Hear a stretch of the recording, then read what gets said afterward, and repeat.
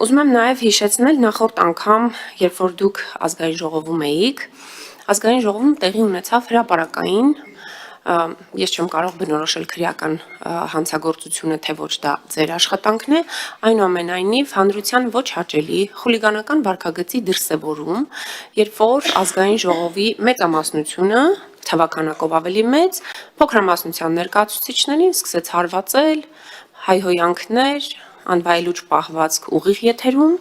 գլխավոր դատախազի աչքի առաջ, եւ դուք որևէ իրավական գործընթաց չնախաձեռնեցիք այս մասով։ Ուզում եմ հասկանալ, արդյոք դա քրեա իրավական գնահատականի արժանի արարք չէր, երբ որ մենք բոլորս տեսնում էինք, թե ինչ էր տեղի ունենում եւ պատգամավորները ինչպես էին հայհոյանքներով եւ անվայելուչ բառապաշարով